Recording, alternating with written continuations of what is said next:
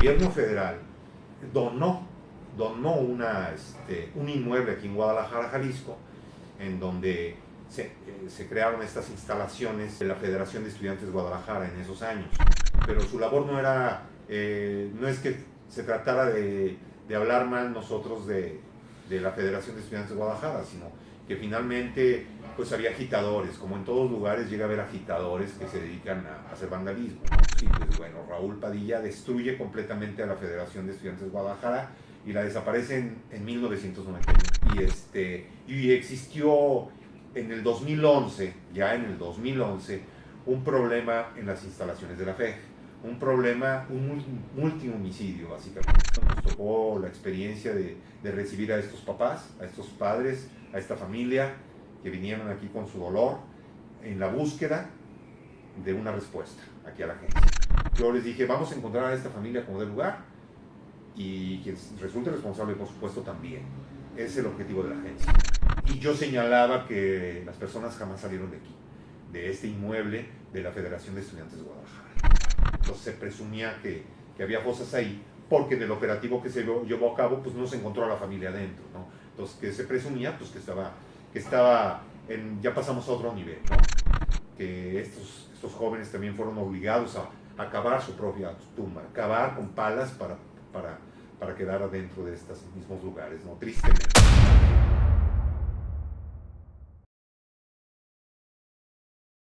¿Qué dicen? ¿Cómo les va? Nuevamente aquí estamos en el canal con su servidor Jorge Enríquez. Gracias, primero que nada agradecerles a todas las personas que nos siguen y pues bueno, pues aquí traigo una nueva historia. Voy a hablar de un tema interesante. Vamos a hablar del asunto de aquella historia en el 2011 relacionado con la Federación de Estudiantes de Guadalajara. La abreviatura se conocía como la FEG. Aquí en Guadalajara existía ese frente estudiantil. Es un frente estudiantil que representaba, como su nombre lo dice, a los estudiantes aquí en la Universidad del Estado, la Universidad de Guadalajara. Para los que no conocen Guadalajara, nos están viendo o escuchando en otros lugares, en otro país, en algún otro estado de la República. Este frente existe desde 1948. Obviamente viene de una historia muy atrás. Esta federación, la cual ya no existe, desde luego, ahorita voy a explicar un poquito, no tanto el por qué, pero sí señalar que pues ya obviamente esta Federación de Estudiantes de Guadalajara terminó su ciclo, ¿no? Bueno, recordarán ustedes al último o penúltimo rector de la Universidad de Guadalajara, Raúl Padilla López. Él también, en paz descanse, él también fue presidente de la Federación de Estudiantes de Guadalajara, ¿verdad? Él, en los años del 77 al 79, él fue el presidente de la FEG. Y así, ¿por qué lo menciono? Lo que pasa es que la Federación de Estudiantes de Guadalajara fue creada en ese año que les comento, 1948, y todo esto también ellos participaron en el problema del 68 en la Ciudad de México, en el problema estudiantil. Tan es así que el gobierno federal donó un inmueble aquí en Guadalajara, Jalisco, en donde se crearon estas instalaciones de la Federación de Estudiantes de Guadalajara en esos años, ¿verdad? Aquí obviamente pasaron año tras año, con el paso del tiempo, diferentes estudiantes, incluso de universidad, en un grado de facultad, en donde se lanzaban a presidentes de la FEG. Cabe señalar que tan fuerte era este frente estudiantil que yo recuerdo que incluso cuando yo estaba en la secundaria había elecciones en nuestra secundaria donde teníamos que elegir a nuestro presidente local, por decir, de la secundaria. Entonces en cada secundaria del estado existía un presidente de la FEG. Ese presidente nos representaba a todos los estudiantes. Lo mismo pasaba en las preparatorias de la misma Universidad de Guadalajara, en donde obviamente había también elecciones y había un presidente. Entonces cada círculo escolar tenía su propio presidente de FEG y obviamente le reportaban todo esto a este grupo estudiantil, ya en magnitud, a estos grandes presidentes que hacían, pues, daban el apoyo a estos estudiantes. Esto es para que más o menos quede un poco claro a la gente que no conoce esto. Pues fue un frente estudiantil que a lo mejor mucha gente pudo llegar a criticar, porque a veces había actos, a veces de vandalismo, ¿no? Porque bajaban camiones, hacían ciertas cosas para poder llevar a conciertos, etcétera, ¿no? Pero su labor no era, no es que se tratara de hablar mal nosotros de la Federación de Estudiantes de Guadalajara, sino que finalmente pues había agitadores, como en todos lugares llega a haber agitadores que se dedican a hacer vandalismo, ¿no? Y obviamente pues todo tiene un fin, ¿verdad? Pero la labor de ellos era darle el apoyo directamente al estudiante. Cualquier tipo de problema que tuviera un estudiante con un maestro o algún artículo relacionado con la Universidad de Guadalajara, como el artículo 108 de la Universidad de Guadalajara, que nos señala que las personas que no llegan a pasar ciertas materias terminan su ciclo y los expulsan. Pues aquí entraba mucho el tema de la PEG, entraba el apoyo al estudiante y pues lo volvían a reintegrar a esa aula de clases que él quería terminar bien su ciclo escolar. Entonces daban muchos apoyos, digo, aquí no estamos para hablar de eso. Y ustedes se preguntarán el por qué estoy hablando de este tema. Lo que pasa es que ya en años más adelante es cuando rompe, incluso Raúl Padilla, que fue presidente de la FEC, cuando él llega a la rectoría de la Universidad de Guadalajara en el año de 1991, este rector, Raúl Padilla López, paz descanse, tiene roces con la Federación de Estudiantes de Guadalajara. Siendo que él era parte de esto, pues obviamente, como en toda política, era una situación política. Había una situación de riña, se raspó mucho el tema político entre ellos y pues bueno, Raúl Padilla destruye completamente a la Federación de Estudiantes de Guadalajara y la desaparece en 1991.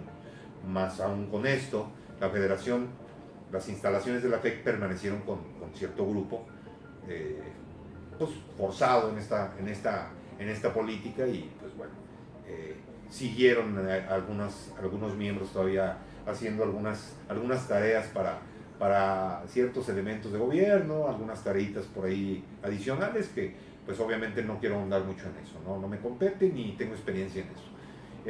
Repito, el tema lo estoy tocando así para que la gente logre entender que era un frente estudiantil muy conocido en Jalisco, muy reconocido, para cosas buenas y malas posiblemente, depende del criterio de los jaliscienses, de los que lo vivimos, cada quien tendrá su opinión, y existió en el 2011, ya en el 2011, un problema en las instalaciones de la FEG, un multihomicidio básicamente. Se encontraron situaciones de desgracia, fue muy mencionado, a nivel nacional fue muy mencionado esto, porque aconteció esta situación de delito grave. ¿Y por qué lo comento yo? Bueno, en esos años la agencia sí participó directamente en la investigación de esos hechos. ¿A qué me refiero? Bueno, aquí estando en la agencia, que pues bueno, como bien saben, lo he platicado, tenemos ya muchos años aquí en la agencia, pues bueno, en esos años nos tocó la experiencia de recibir a estos papás, a estos padres, a esta familia que vinieron aquí con su dolor en la búsqueda de una respuesta aquí a la agencia. Vinieron con su dolor, recuerdo muy bien esa, es una historia que no se olvida, ¿no? Vinieron en una situación de dolor porque tenían la preocupación, aún en ese momento, de saber de sus familiares. Recuerdo que vinieron estas personas, pasamos aquí a la sala, que venían un número considerable de familiares, son personas que se dedican a la venta ambulante de tianguis a la altura de la zona centro, allá por la Normal, por donde está la FEC precisamente. Y son vendedores ambulantes, los cuales de alguna u otra manera se reportaban con, como se llama vulgarmente, el derecho de piso o una cuota que le daban a la FEC para poder hacer su vendimia de churros o diferentes cosas. Esto me lo vino a platicar directamente esta familia. Me buscaron porque dijeron que habían perdido familiares que habían ingresado a esta Federación de Estudiantes, que son unas instalaciones grandes. Ya les proyectaremos algunas imágenes para que ustedes vean un poquito de lo que estoy hablando y lo logren entender más. Además podrán ver notas en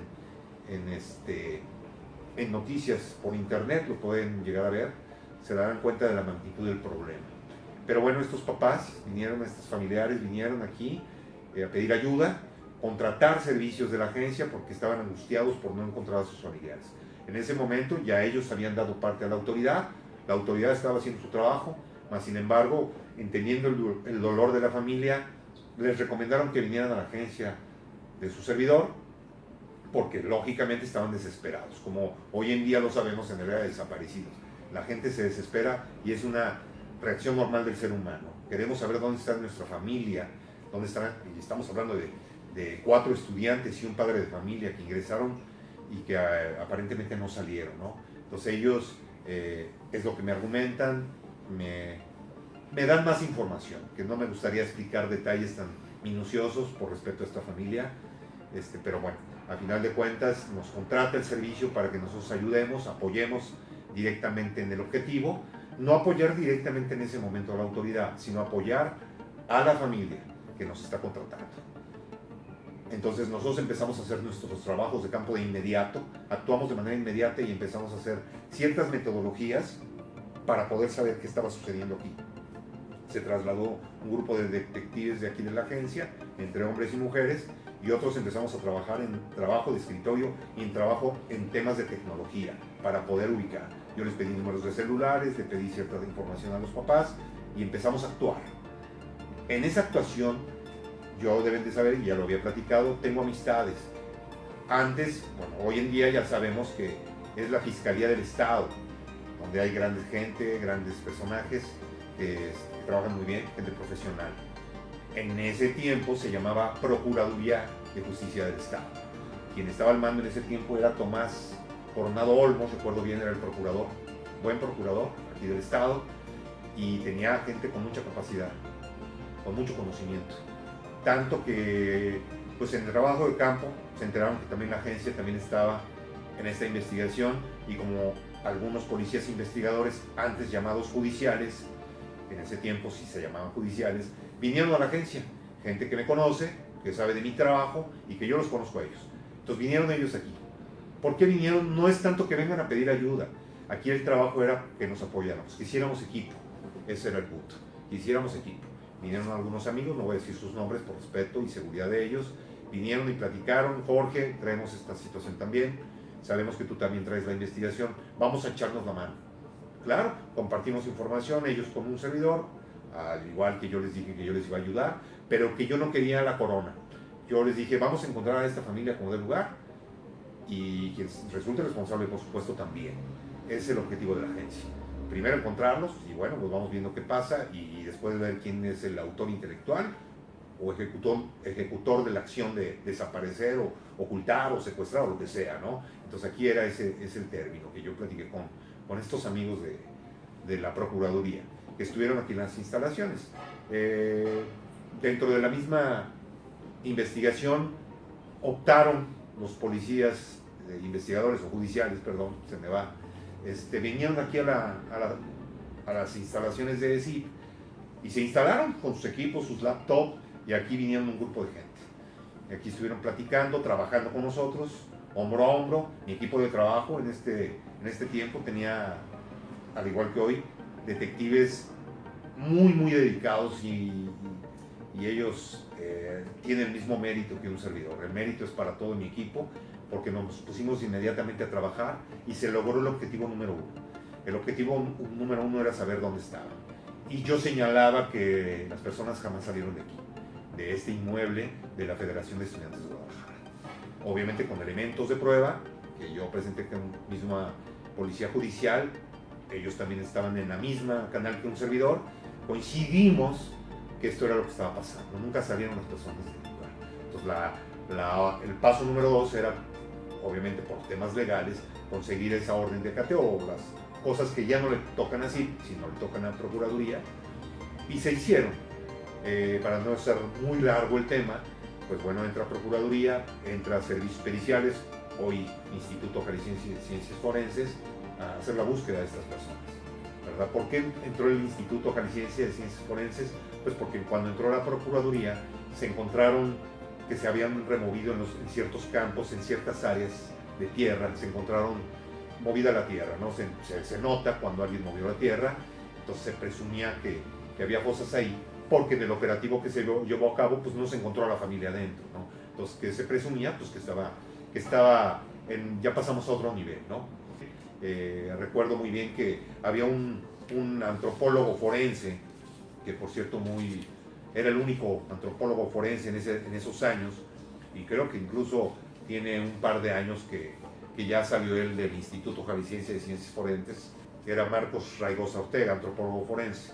Marcos Raigosa, que fue de las personas que entró para poder evaluar que eran restos humanos, restos óseos, y empezar a hacer el trabajo correspondiente.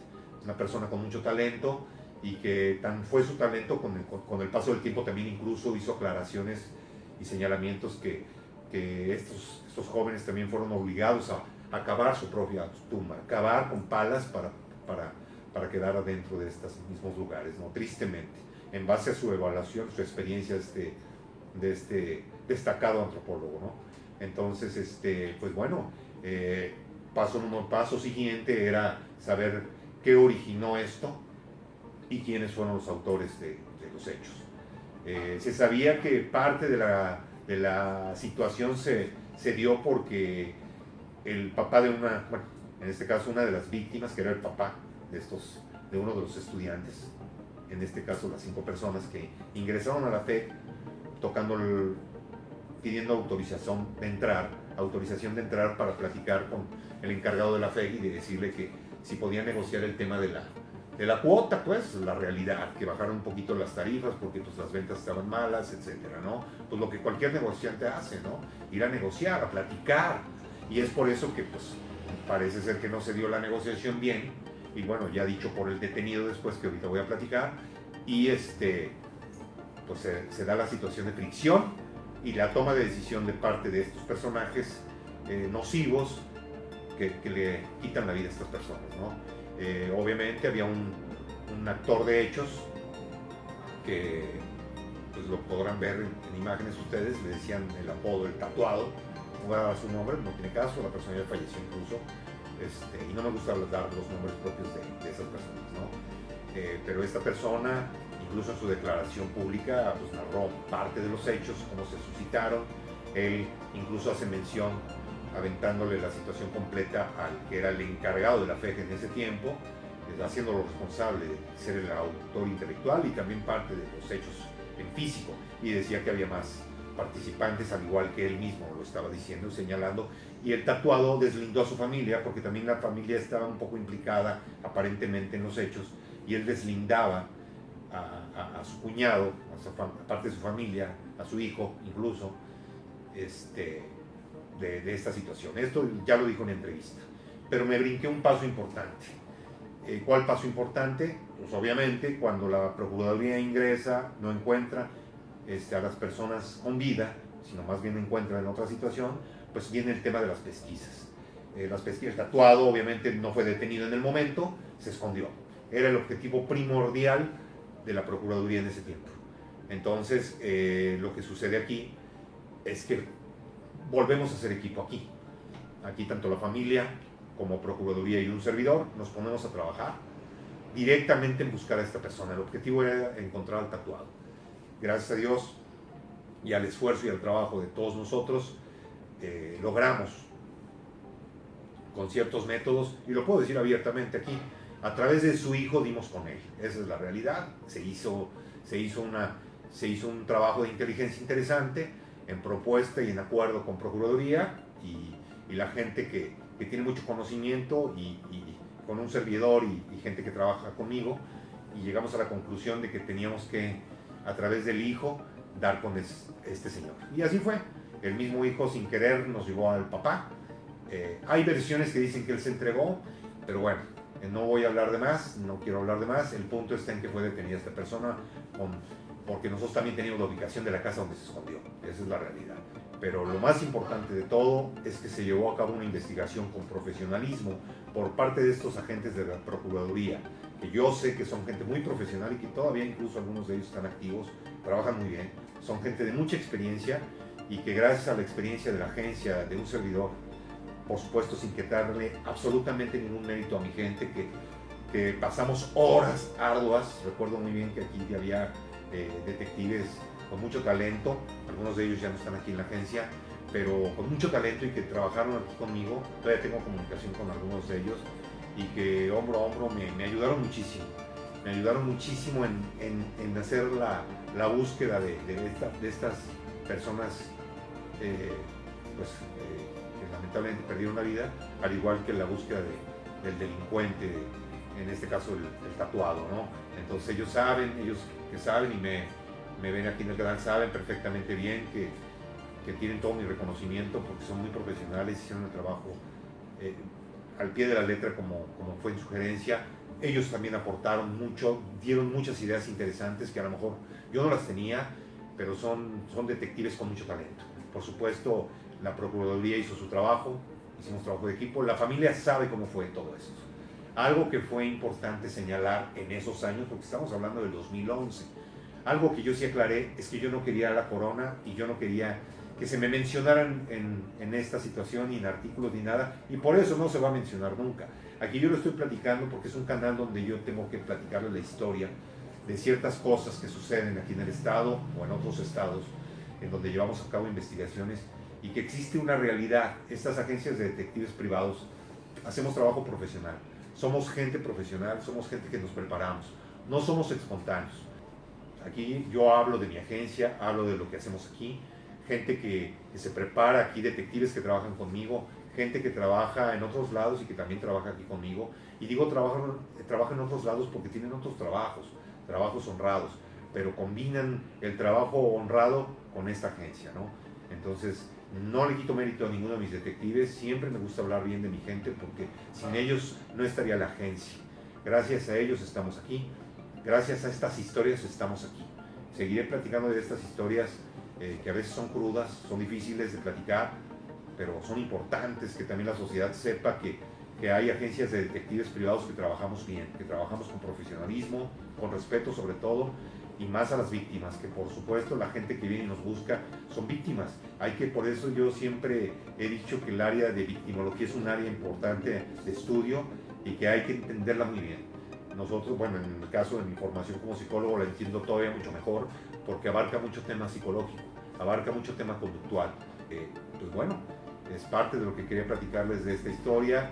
Espero les haya quedado claro, y a estas personas que nos ven en otro país, en otro estado de la República, que sepan lo que fue la FEC, no es que sea mala, y no quiero echar tierra que la FEC cometió este delito, no me refería a esto. Ya la FEC ya no existía como tal, quedaron algunos elementos nocivos, porque ya se había roto esta situación anterior, como ya lo platiqué con Raúl Padilla, que rozó con estas personas y rompió el vínculo de la FEC.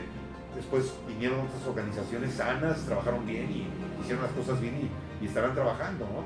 Entonces no se trata de romper con una historia de la Federación de Estudiantes de Guadalajara, a la cual yo incluso participé en elecciones, ¿no? Y conocí grandes amigos de la FEG. Entonces no se trata de hablar mal de estos frentes. Se trata de explicar que pasaron unos hechos en unas instalaciones de ellos, que es diferente. Que por cierto, este inmueble, con Jorge Aristóteles, un exgobernador que tuvimos aquí, que en paz descanse también, sufrió un asesinato él, ya es otra historia. Él, este inmueble lo donó, ya estando como el gobernador, después de que pasaron estos hechos que acabo de platicar. Él, este inmueble, lo donó para que se hicieran unas cuestiones de bien, cuestiones culturales.